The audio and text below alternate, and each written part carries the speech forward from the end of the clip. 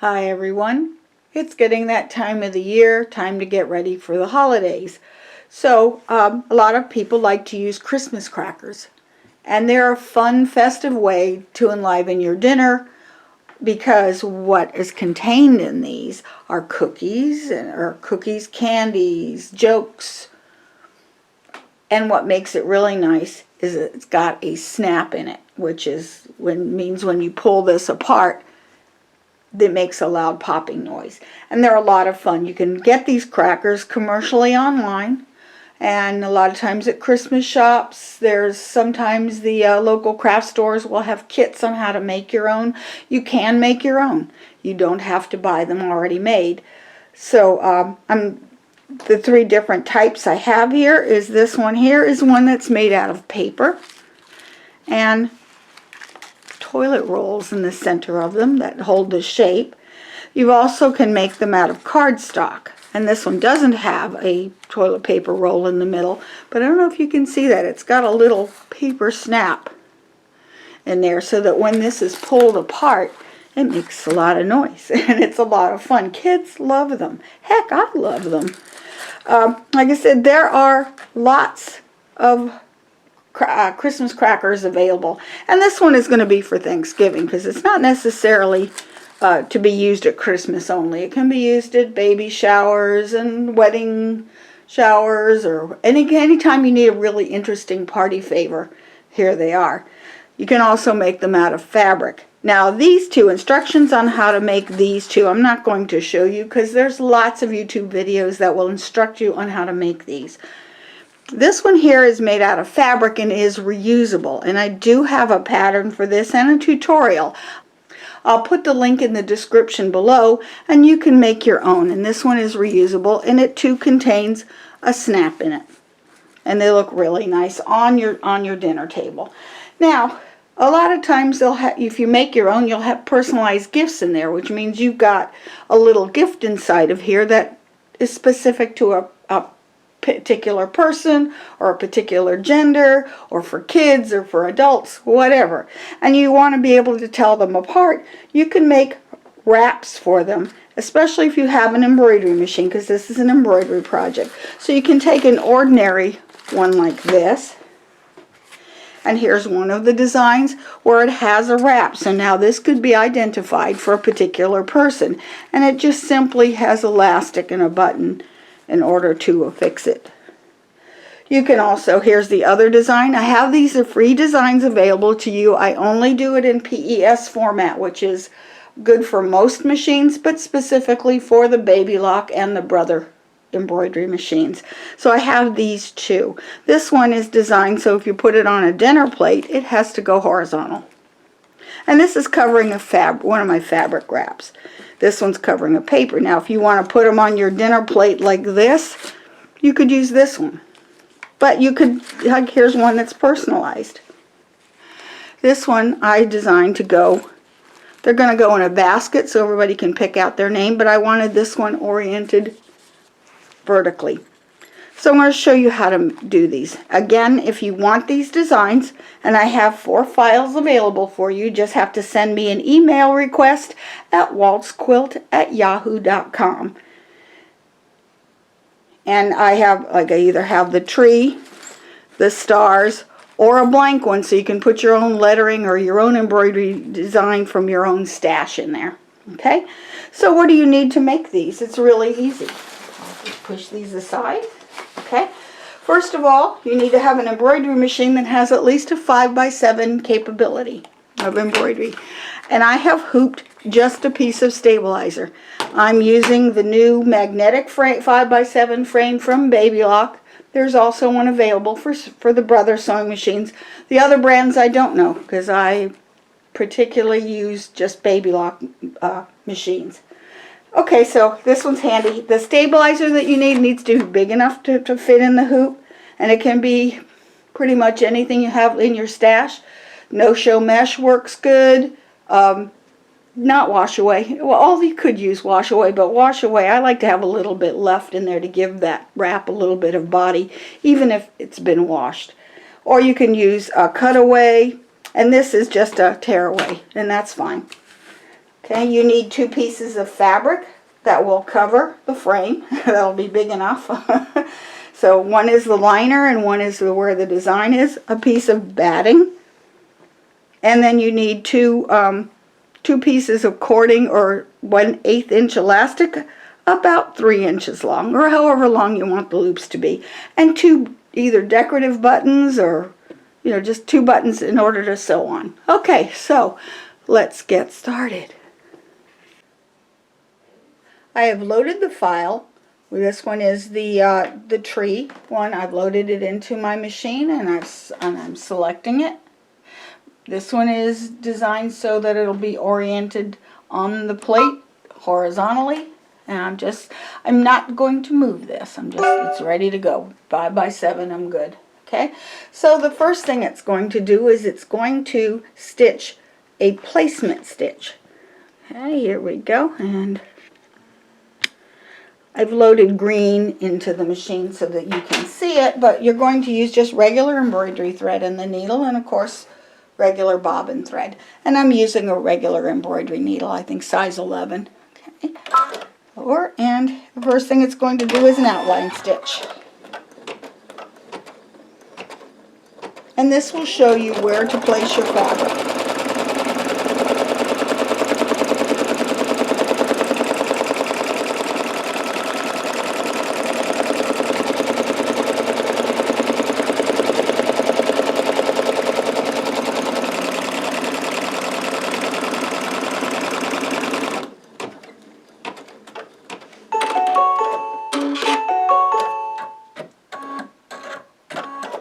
Okay, next what I want to do is I'm going to put a layer of batting and a layer of fabric.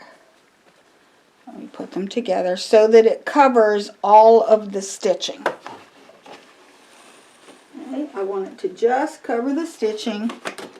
You could hold it in place or pin it or whatever, but the next one is just going to tack it down, so I can just hold that. But if you feel more comfortable, you can either tape it down or pin it if you like.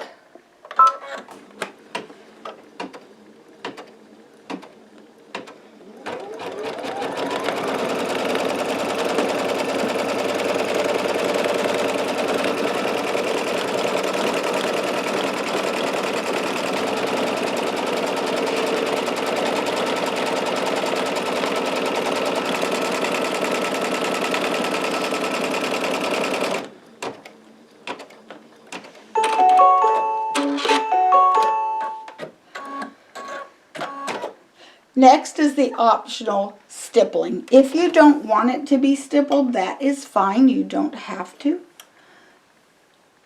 But I'm going to use metallic thread because it's a little more festive, and this way we get a chance to talk about the problems with stitching with metallic thread. It can be snotty, it can break and shred and just make life miserable for you, and a lot of people avoid using metallic thread. I've used it for years and don't have many problems. First of all, what you want to do is there's a few things you need to do to make sure you have success using metallic thread. First of all, buy a quality metallic thread. The bargain stuff is going to give you grief. So all of the major brands are pretty good, whether it be Isacord, Robison Anton, which is what I use mostly.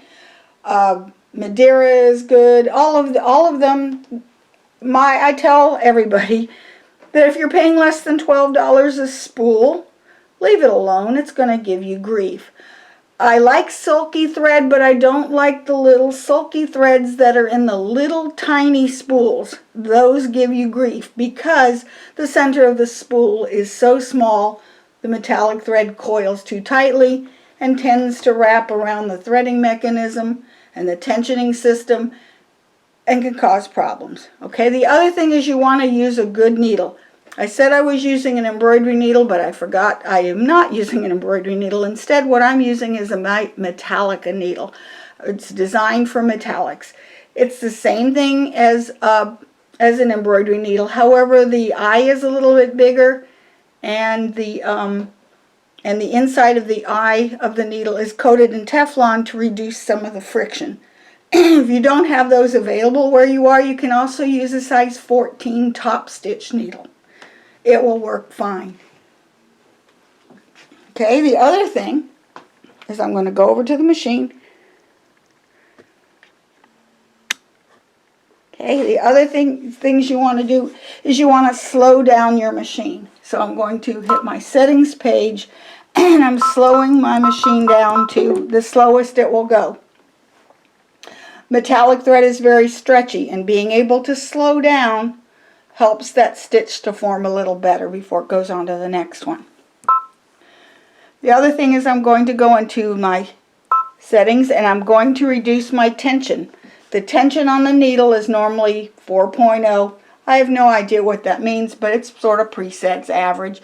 I'm going to drop this down to 3 and be prepared to go lower. Like I said, the reason you have problems with metallic thread is that it is so stretchy, so therefore the less tension you have at the top, the less likely it is to stretch. So, that being said, let's go back to the machine. And I have switched to metallic thread. Did I thread it? No, I didn't. It helps to thread the needle. I just ran it through the path but didn't thread it. Okay, this is going to do the stippling. Here you have an option. You don't want the stippling? Just skip over the step. And I'm going to speed this up because this is like watching grass grow. So it's a little slow. And this will speed it up.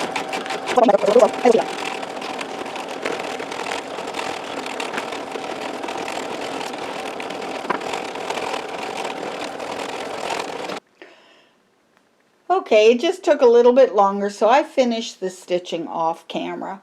So it has finished, and I have to tell you, I didn't even have one single thread breakage. It was great. Oh, one other tip I forgot to tell you about metallic thread.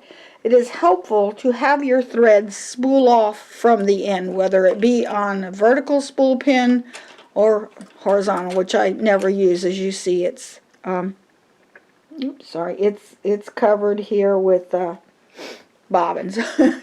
You can put it on the horizontal. Just leave the spool cap off of it because you want this to come off as smoothly as possible, especially if it's a stack wound embroidery thread. And by stack wound, you see the X's in there. That means it's designed to come off the spool straight off the edge. If you have a regular stack wound, which is like I believe Madeira thread is a stack wound, and that's designed to spool off from the side. So if you have a stack wound, it's designed to come off this way. And then I would use the vertical spool pin that usually comes with your machine. I almost never put it here on this part of the machine. I almost always use there. They're so convenient. They're really nice. Okay, so the next thing we're going to do is we're going to just stitch the motif itself. Okay, now we will return the machine back to its normal settings. I'm going to take that speed back up to about 900 and return my tensions back to 4.0. And now I've put green thread in the needle, and so we will continue to stitch the motif.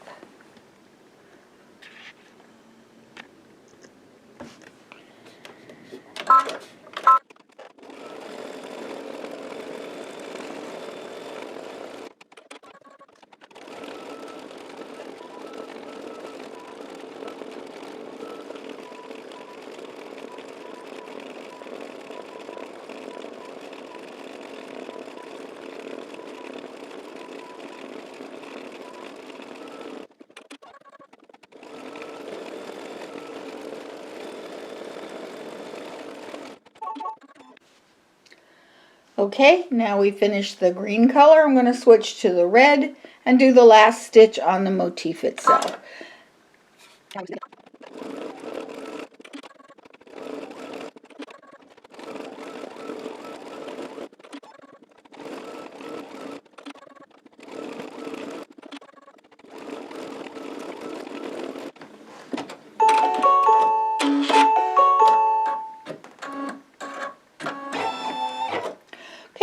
leave the red thread on here, but normally I would switch to a color of thread that's going to match the top of my fabric. So I am going to next stitch the placement lines for the elastic.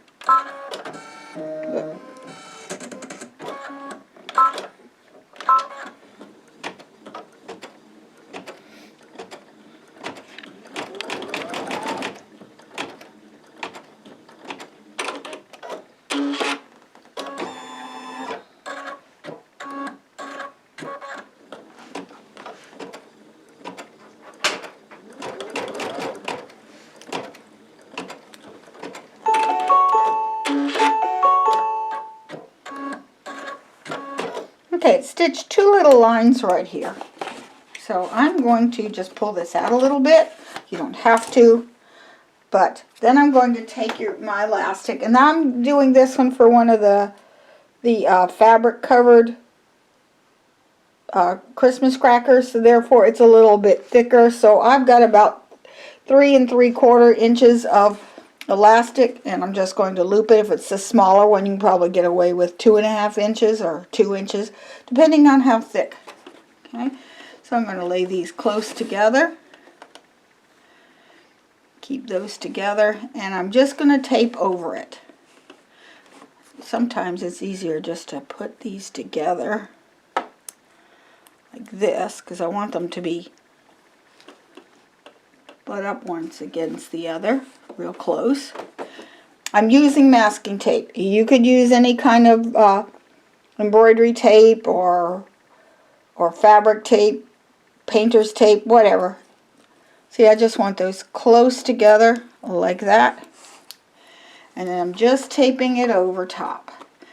Am I too concerned about the fact that it's masking tape? No, because it's really going to stitch down with a single stitch, so that makes the tape easy to remove. Okay, and it's just going to stitch over and seal in those pieces of elastic.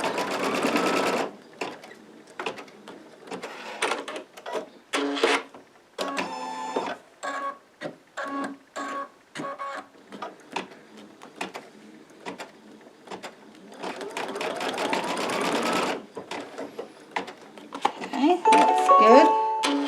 I'm going to remove the tape. Back so I can get it.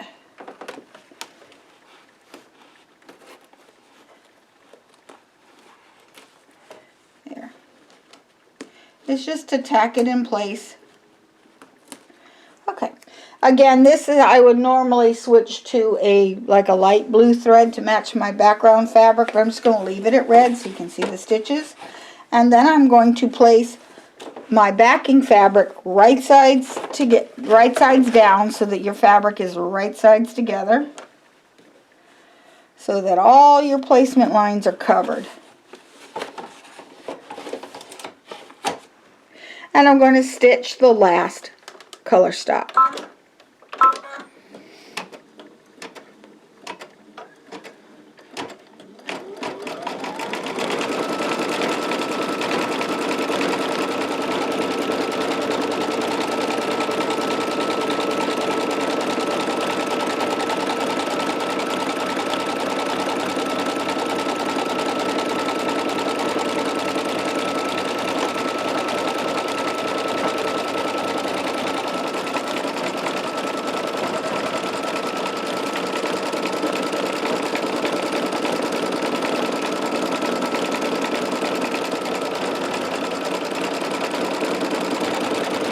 Got a little ripple there, but that'll press out.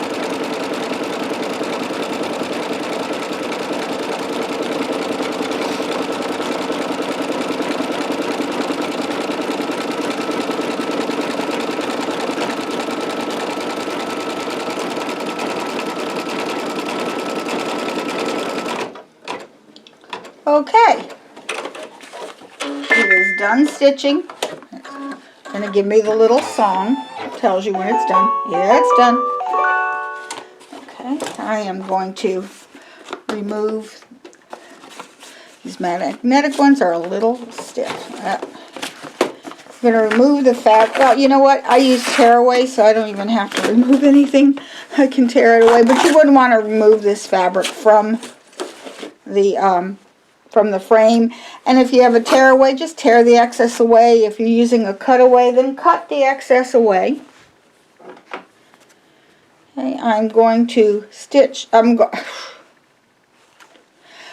to cut this 1/4 of an inch away, and I'm going to make sure I trim the seams or across the corners.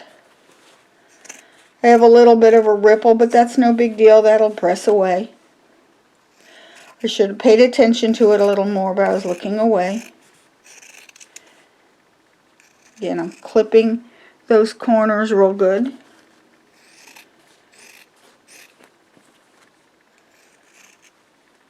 A little closer. There, don't cut through the stitching. I've done that before. Okay. Then I have this opening. Usually what I do is I will crease that back. If you like, or if you're using a thick batting, you can cut away this excess batting, but I'm not going to. You don't have to. And then I'm going to turn this right sides out.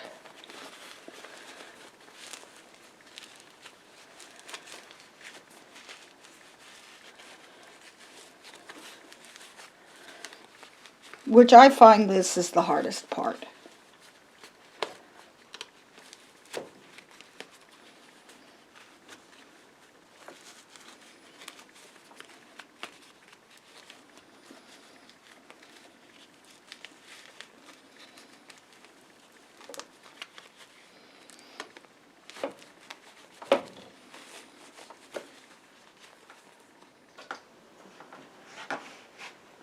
Okay. And I want to use a point turner, but I don't have one handy. So I'm using a ballpoint pen that the pen is actually retracted. And it'll work just fine.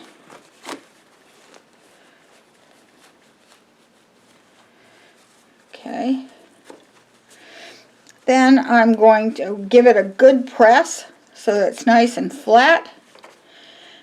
And I can either hand stitch these closed, the opening closed, or I could even take a piece of fusible web and put that in there and just fuse it closed. That will be fine. You could also top stitch around it, but I'm not going to.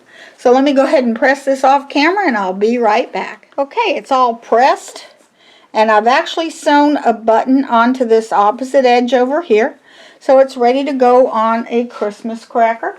And here, I'll grab one, and I just wrap it around the buttons.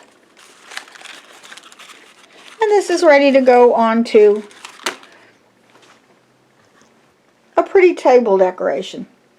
Okay, so now what if you want to make one that has your own design in it, or if you want to put in your own lettering? So let's go to the embroidery machine, and I'll show you how to do that.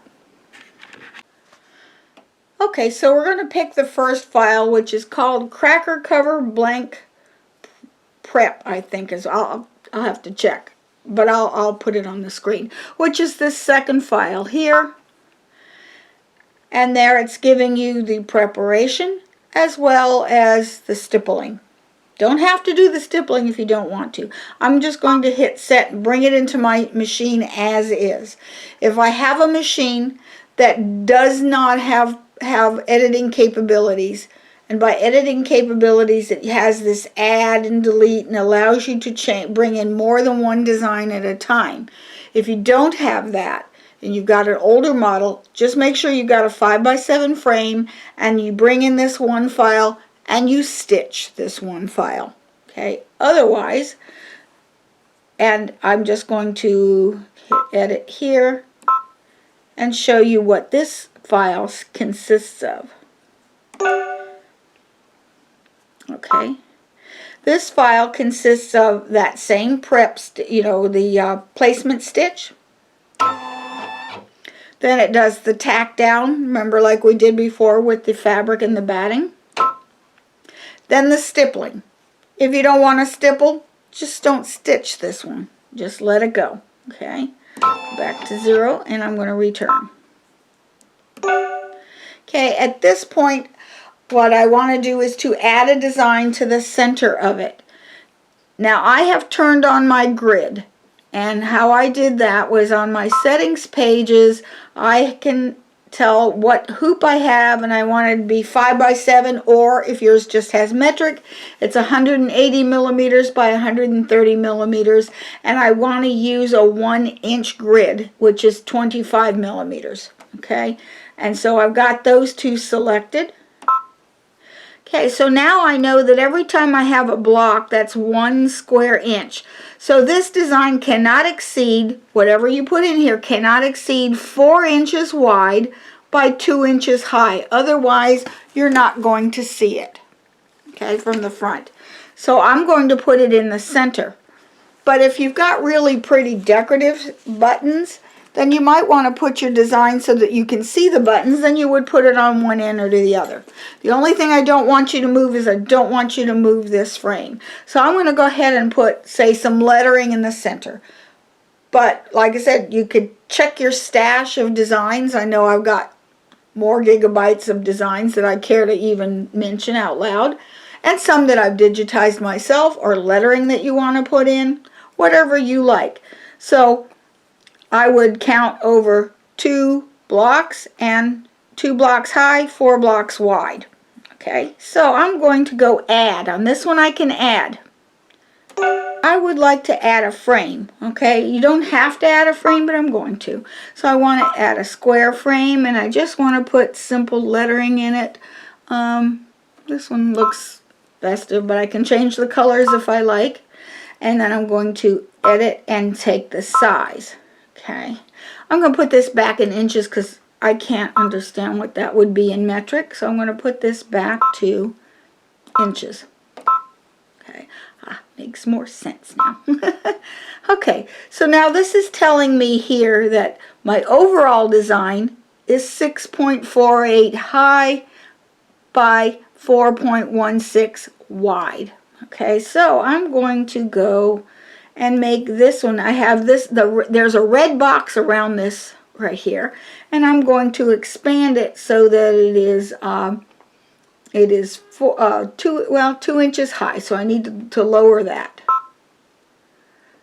Oop, too much.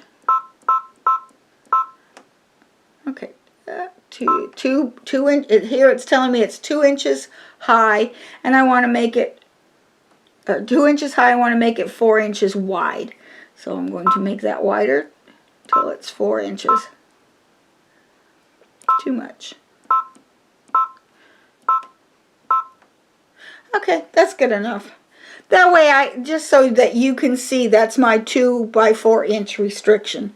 And I hit OK. I'm going to add another lettering. And I'm just going to put ABC. Okay. Okay. And I can see visually it's fitting within that 2 inches. Okay. But say I wanted these to be vertical.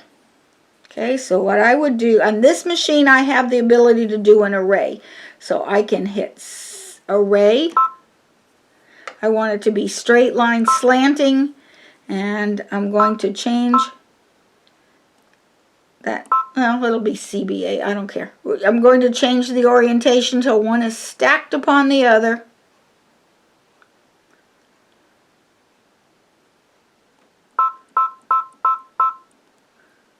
Too much. Okay, okay, and set. Okay, it's way outside, and I can also see that it's too big. But if I were stacking, and let's just say, well, let me size them down. Will that let me size it? I'm going to just size them down till it looks like they're going to, and I can use these little boxes to guess. Okay, I'm guessing that's good. And then I'm going to rotate it 90 degrees. Now that fits inside there, okay? But if you're not sure, you can actually take one letter at a time and move it in there. But I'm going to OK and delete it. I don't want that one. Okay, and say now I'm going to add lettering normally. So I'm going to add the same lettering I'll do this one. And I'll write Joe again, but then we'll put him the other. Let me put in Joe. J-O-E. Okay, set. And I know it's a little big, so I can size that and make it just a little bit smaller and maybe a little shorter. Getting it looking like I want. I could add another design. I could add something there, but just say I'm happy with this. This is what I want to stitch out. I'm good. Now, if I did not have editing capability on this, I would just do a 2x4 inch, whatever I wanted in there, and then stitch it as a separate file. But I'm going to, if you do have editing, I'm going to add, especially if you have the Baby Lock and the Brother, and ever since, I'd say at least the last 15, almost 20 years, you've been able to add more than one design at a time. Okay, so now I want to add another file, which is that final file, which is this cracker cover blank final, which is the final set of stitches. And what that is remember at the very end after we stitched the design, it did the little placement for the elastic, the tack down of the little elastic, and the sew all the way around to put your two pieces of fabric together. Now this is ready to stitch as is. When you're bringing in that first file, which prepares the fabric for stitching your design, you didn't move it. You can move your design around, the motif you want to put in there, but when you're putting it together with that final file, you want it to be in the exact same place, so I'm not moving that. And so now that's ready to stitch. So here's what it's going to look like. So the first color stop is your placement. Second one is your tack down of your batting and your backing.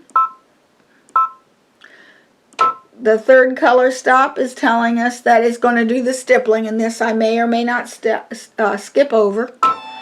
Now it's doing one color of the border, the second color of the border that I put in.